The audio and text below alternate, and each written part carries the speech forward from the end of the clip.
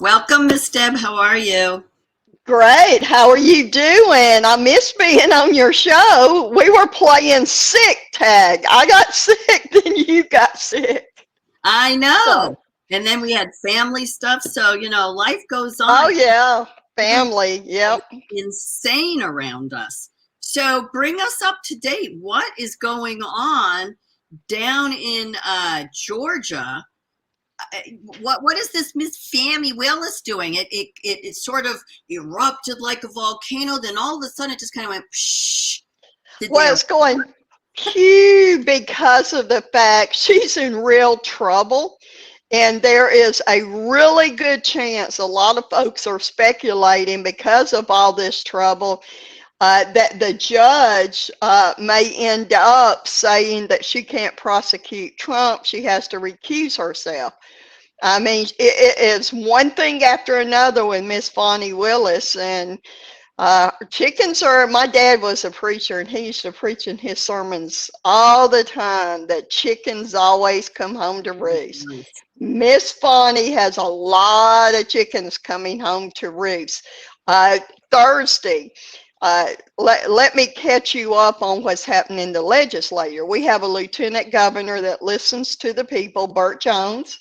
Mm-hmm. And under his leadership, the Georgia Senate, the Republicans passed a resolution that would create a committee with subpoena power and force people to testify under oath. They're investigating Fonnie Willis because it's a resolution, a special committee in the Senate. The Georgia House does not have to approve it, and Judas Kemp, our governor, who hates Trump and hates election integrity, doesn't have to sign off on it. Thursday, the Senate committee, special Senate committee, are going to bring in whistleblowers from Miss Bonnie's office and allow them to testify. They volunteered to testify that she is actually misusing federal grant money her office received. Um, for example, she got, I can't remember how much it was, she got COVID money in order to help take care of her backlog of cases that she had during COVID, and she used that money to investigate Trump and to pay her her special friend who is her lover, actually pay him a salary almost twice as much as the most qualified people in her office. So Bonnie's chickens are coming home to roost. Now, isn't her little friend, isn't Yep. he not of a caliber, not at a level of certification, whatever it is, to be actually working with her and doing the investigative work and prosecuting with her? He's never done anything like that before. No, he has never prosecuted a case before. Bonnie actually had folks in her office that had an experience prosecuting RICO cases, racketeering RICO cases, and she skipped over them. And she brings in her little special friend, her boyfriend, her sex toy, whatever you want to call him, and and and is paying him a lot more than folks in her office. So there's going to be whistleblowers coming in Thursday to talk to this special Senate committee. Nice. We're still election integrity legislation passed the Senate, and we're waiting for it to pass the House that removes Brad Rattensperger, and he's nothing but a big rat, so I don't call him Rattensperger, it's Rattensperger, and to remove him from the state election board and to allow the state election board to investigate wrongdoing in his office. That passed the Senate. the Secretary of State's office said, oh no, this may not be constitutional. And the legislative liaison, the legislative council, who actually helps write the legislation to make sure it doesn't violate the Constitution, wrote a letter saying, oh, no, it don't. It does not violate the Georgia Constitution. They can do this. We're waiting on it to pass the House. We have a Speaker of the House, Speaker John Burns. We don't know what he's going to do, but he's holding up that legislation. So we're hoping that'll pass. There's been good things even coming out of the House, for example, that completely did away with the QR codes. Oh, Still no, yes, that says you can't use QR codes. And we've been disappointed that Republicans haven't introduced legislation to do away with these Dominion ballot marking devices. In other words, the Dominion touchscreens where you cast your vote on. We haven't had any introduced by Republicans, but guess what happened today?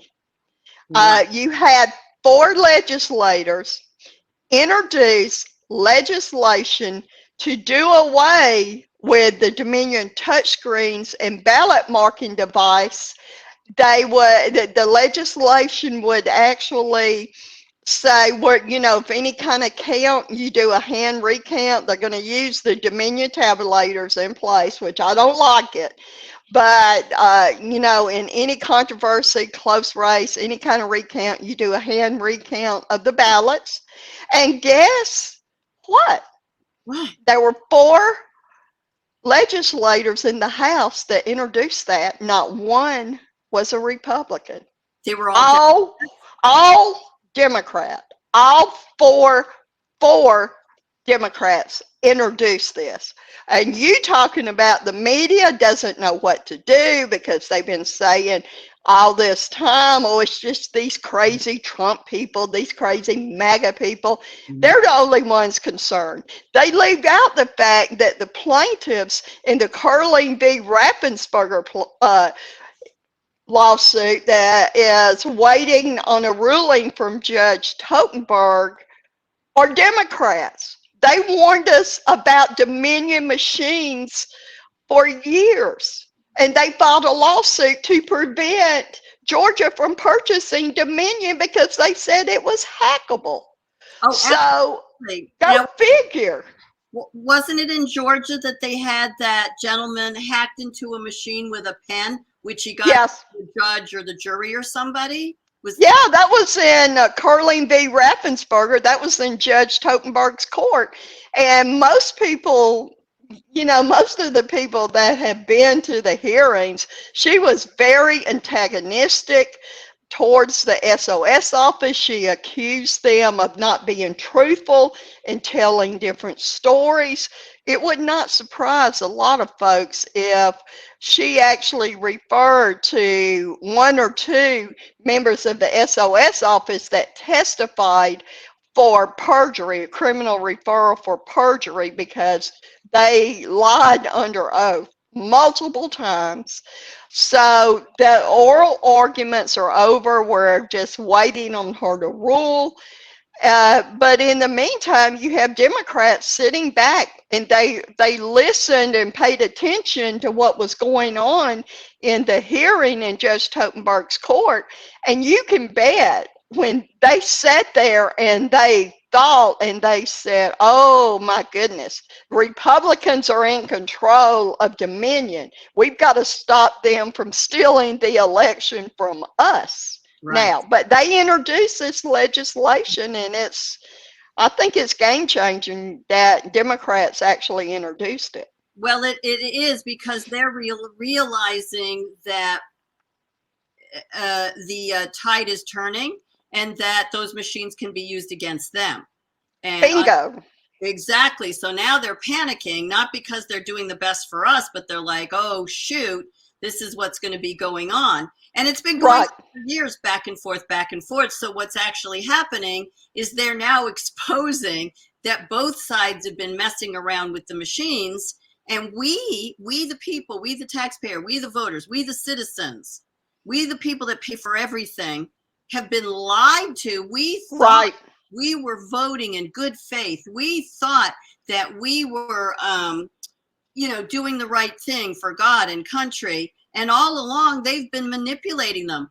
I'm hoping Daniel pops in a little early because he had introduced 2 years ago about the Dominion machines, and ours are 35 years old, and they're tabulators. You don't vote on them; they just tabulate the votes. But what we found out in the last couple of months is that many of the towns took the diverters out. They took them out, and the diverter separates the ballots into different bins. Overcounts, undervotes, et cetera, et cetera. In the side pocket, if you wanted it hand counted, we would put them in there. Well, they took them out, so they're all going into one bin. And then, then they have to be hand sorted. Well, wait a minute. Let's all go back and look at our state constitutions. The moderator shall sort and count the vote. Oh, good. Daniel's here and waiting. Good. So what I may do is we're going to talk for a couple more minutes, then bring him on so you guys can meet and you can chat. We'll let him introduce what he's talking about and then go back and forth and we can compare, because both states are really going through the ringer with these machines. Right. But we found out our diverters. Then in his lawsuit, I believe it was 2 years ago at Rockingham County, the attorney for the Secretary of State, of who was sitting right there in the room, right there in the front, said, oh yeah, we instructed the town clerks to snip, snip, snip, snip, snip the modem cables, because now they won't be able to go on the internet. What do you think, we're stupid? You put little chips in them, and the minute that you got a little cell phone, it connects through the cell phone and sends whatever we want to send. So I mean, these people, LHS, Dominion, AccuVote, whoever owns them, have been lying through their teeth. They've been, and here's the thing, the software for the memory cards they're claiming is proprietary, so no one's allowed to see it or touch it. And the minute that they're done with the memory cards, they're erasing them and putting on new software for the next, or new programming for the next election, and no one's been watching them, getting waivers, getting this, getting that. God only knows what they're doing, but cheating every time. So bravo, Georgia, and the legislature, I should say, for doing their job. Well, it hasn't passed yet, so we'll see. I do think it will get some Republican vote. I think Judas Kemp will try to kill it. Mm-hmm. So we'll see. And my thing is, I believe since the Democrats did this, I think you'll see Republicans introduce similar legislation. And I mean, we'll see what happens. But my thing is what I told them. I've had legislators tell me, well, the governor will veto it. And my word to them, let him. You pass it, let him go on record as opposing it, and try to veto it and see what happens. Your Kemp is as awful as our Sununu. I mean, they both. Every bit is bad. Every bit is bad. Dirty. I don't even know why they have an R after them. You know what? We haven't seen King Sununu since Nikki Haley, New Hampshire, our state. Have not seen him since she left the state, and he was running after her. We're waiting for a judgment from Judge LaPointe, and on our case, the state law says that you must pick a party by such and such a date, which was June of last year. Right. The Secretary of State extended it by 4 months. Still didn't make people pick a party. No, what happened was Democrats became undeclared. Some Republicans became undeclared. Some Republicans became Democrats, some Democrats. But the majority is Democrats. Over 4,000 became undeclared. Undeclared is not a party, people.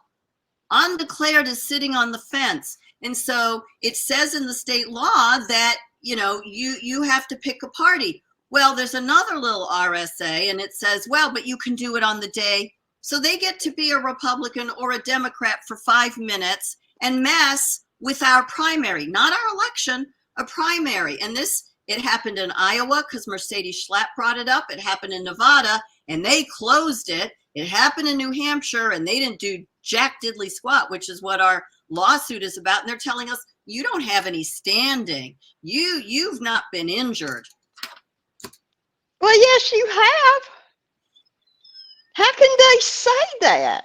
That's what they're saying. And the judge said, you have no standing, so I have no jurisdiction.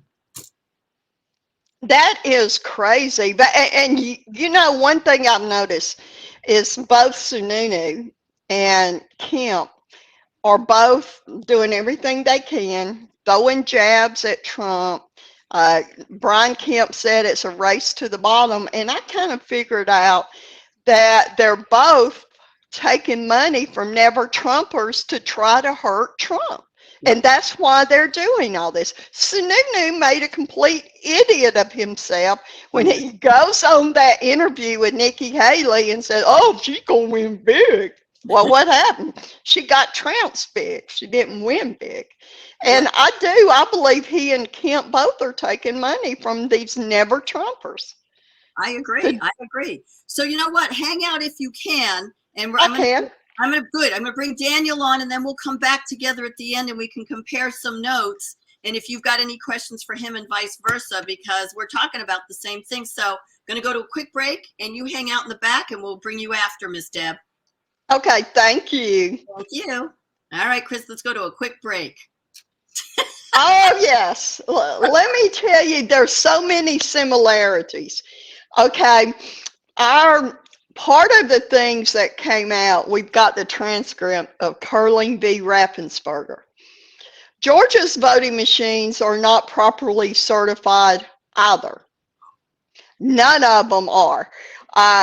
They actually, in I think it was 2019, the Raffensperger in the Georgia Secretary of State's office was using a company called Fortalice to actually, do vulnerability assessments on the machine. This was 2019. And after the report came in, nobody read it except SOS. All of a sudden, they sealed it. And they're saying, okay, we're going to do our own certification in-house. So they hired former Dominion employees to do it. And they, they decided, okay, Fortalice, we're going to seal the report. And word is they were found multiple vulnerabilities or were able to hack the machine. So Secretary of State said, we're sealing the report. And they asked the judge, Totenberg, to seal the report, just like they wanted the Haldeman report sealed. And so they were no longer using Fortalice. They are certifying in-house former Dominion employees. And it came out during this Curling v. Raffensperger hearing. They had members of Secretary of State. He used to be the chief operating officer of the elections division in 2020. And one of the plaintiff's attorney asked him, isn't it true that Fortalice was able to hack into the machine or found vulnerabilities? And all of a sudden, just rapidly, immediately, soon as the words got out of the plaintiff's attorney's mouth, object, object, object. They objected to the question being answered. They said, oh, it's proprietary and we don't want the information out. And it's ridiculous. I've got email chain from 2020 with the Fulton County Election Office. One of the election workers actually opened up a ticket. He had a laptop. This was October of 2020. And he said somebody connected to the laptop remotely. He could see the cursor moving. He could see files deleted. And multiple workers could not figure out what was going on. They tried disconnecting the Wi-Fi, all that. It was still going on. And at that point, Fortalus was doing their tech support for the equipment. And I've got an email from a Fortalus person, and he is saying, we will be glad to actually work this issue, but you need to call us and not use email because phone calls are not discoverable.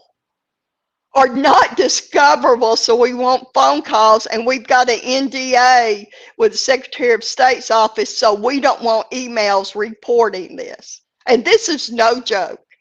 It is Plausible totally deniability. out of control. Yes, Yeah. totally out of control with Wow. what's going on. What did you say, Daniel? Plausible deniability. Bingo. So you've got, this is blowing my mind. You cannot have employees certifying their own machines. That has to be done by proper authorities, OSHA, companies, UL, the ones with the little tags, the sticky tags that's on everything. If you take it off your toaster or your pillow, you're going to get arrested. So how that double HE are they getting away with this with voting machines where their own employees are certifying them? They're going to do it in-house? I'm sorry, that's not how it works. Lynn, let me separate two different things. First of all, my lawsuit exploited the fact that the United Laboratory Safety certification was voided when they cut the modems, right? Correct. Because I knew that they had no certification for anything. So I said, let me prove to the court that the basic safety certification for anyone handling the equipment, anyone getting near it, people with pacemakers, people like our friend Wayne that have health issues that can't get near these devices that operate. Implants, pacemakers, defibrillators, all those things that could be affected by the electronic field. Exactly. So when you have an unsafe electronic field, that's why all appliances that are in the public domain have to meet some type of safety certification. But I knew that the state hadn't even met, not only had they voided the United Laboratory Safety seal that was on them, but that they had not complied with any certification at all. And now what we're talking about is what Deb is alluding to, is that this new standard, this voluntary voter guideline has been created by the federal government. This election law committee has created this ability to, or some guidelines for the states that don't have any statutes on the books, for them to be able to have guidelines as to what to do. And so that's what New Hampshire, that's what we're talking about up here. And in many instances, what they're doing is they're simply giving the facade of putting these things in place and then in fact not obeying them at all. Well, it's a violation of Georgia law. Georgia law does have the guidelines in place. Unfortunately, there's not really a whole lot that can be done. The legislature is taking great steps to rein in the out of control Secretary of State's office.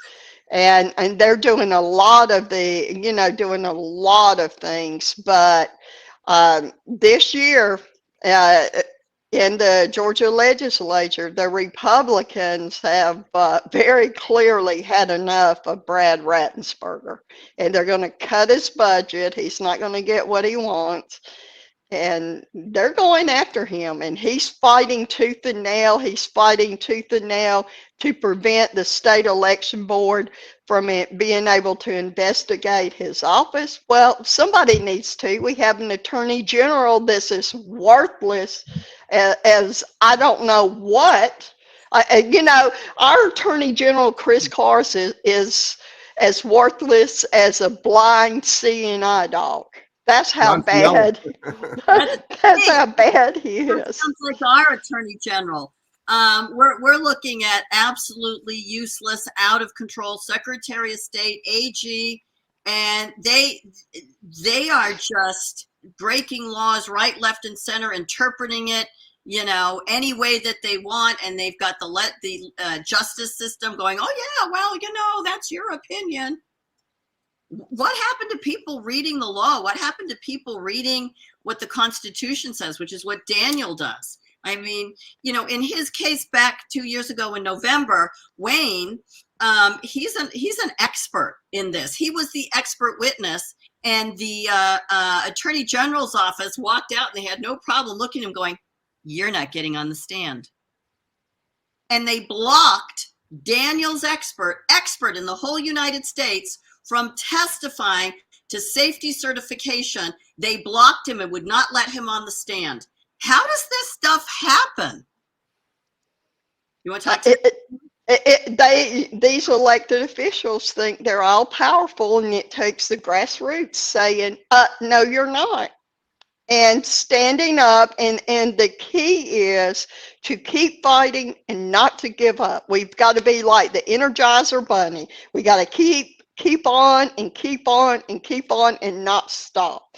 And Amen. look what's happening in Georgia when you have Democrats file legislation to do away with these Dominion touchscreens and move to hand-marked paper ballots. Who would have thought that? I wouldn't have. But they did today, and I was tipped off. I had somebody that knows them let me know what was going on, and that they were doing this and asking me, hey, can you please get Republican support for it? So, I mean, who would have figured? Who would have figured? Daniel, talk about the absentee ballots, the similarities, and go over for people, because the understanding for me and is, you know, you have absentee ballots, and originally there was only you know, 2 reasons: you were out of the country or you were disabled. It then the religious exemption was added, and so then there were 3. But in adding that, we lost the actual legal, the only way you could get into court and bring paperwork in, affidavit. And so that was moved out of the way. And then they made these affidavit envelopes, and you called the Georgia one something else.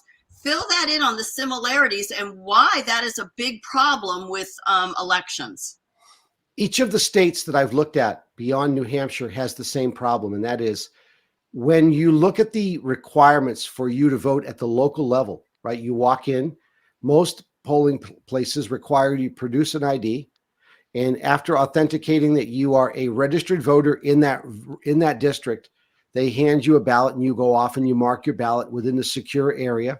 And then when you get done, you go and deposit your ballot in either a voting machine or a ballot box, depending on whether your jurisdiction does either or both. And so when absentee voting here in New Hampshire was created, and I'm sure it's the same in all other states, because it all seems to be the same period of time, World War II. World War II seems to be the legitimate reason for granting people the right to vote when they're out fighting for keeping us all safe abroad, right? Yep. So it appears that seems to be the timeline for all of it. Now, what they did here is they put in the same sequence of events so that the absentee voter would be permitted to vote absentee for 2 exemptions, and those 2 exemptions would still require you to go through the same process because of the equal protection clause of the state and federal constitution. In other words, they had to vote the same way, go through the same steps that you would go through. And so here in New Hampshire, they gave you 5 ways to do it: the moderator, the selectman or the clerk, which are your local public officials, right, that are your election law officials, and then a justice of the peace or a notary, right? And all 5 of them are capable of swearing an oath under law so that they could administer an oath so that you could arrive with your ballot that's not marked, hand them your ballot, authenticate, they would check your ID, verify that you're a registered voter in that community, and then have you mark your ballot within the public venue where they are. And then when you get done with all of that, they would watch you fold your ballot, insert it in the envelope. You'd sign it. The voter would sign the envelope, and then the notary or any of those 5 elected officials would authenticate and certify that you indeed marked your ballot in front of a state official authorized to administer an oath. And that's how you authenticate absentee ballots. If you don't do that, If you don't authenticate, then who does? Because then the moderator here in New Hampshire is required to make sure that that affidavit was properly executed. If it's not properly executed, if there's no notary seal or your local election law official who's authenticated that you indeed voted in front of them, right? You did the election business in front of a public official. That's really key. It's not just the notary certificate.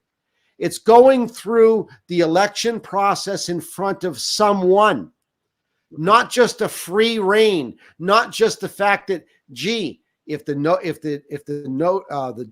moderator doesn't check these things and he simply removes absentee ballots out of these envelopes that in Georgia are called envelopes of an oath, right? They're simply asking the Georgia voters to swear an oath. Who's that oath being sworn in front of? Because virtually under common law, you have to swear or attest to something in front of someone authorized by law to administer an oath. Otherwise, it's not binding, right? It takes two people to swear to something for it to be true. Right. I agree. And let me tell you what else is required since 2021 when SB 202 was passed. You actually have to include your driver's license or your state ID number to show that you're who you really are. And you have to do that when you request an absentee ballot and when you turn your absentee ballot in. But as far as swearing the oath, you could have a witness or whatever. I mean, that's really, you sign it just like you said. Hey, it's not in front of a notary or anything like that. You just do it yourself. And you take an oath. That's how dead people vote, right? I know. Because no one's checking. No one's checking who they are. So no, but their driver's license, and the Democrats pitched a fit because they didn't believe that.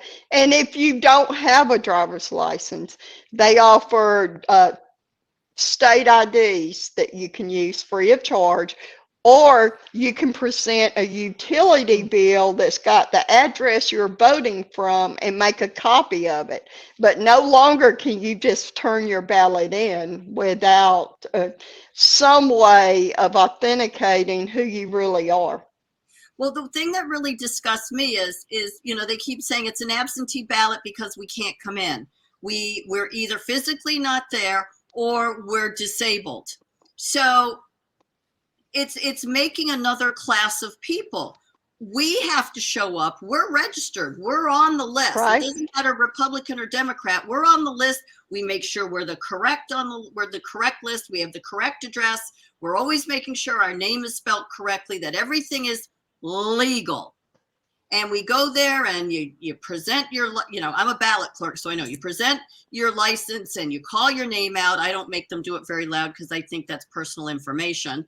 And I check the address. They check the address. We make sure we're giving them the right ballot, that everything's hunky-dory.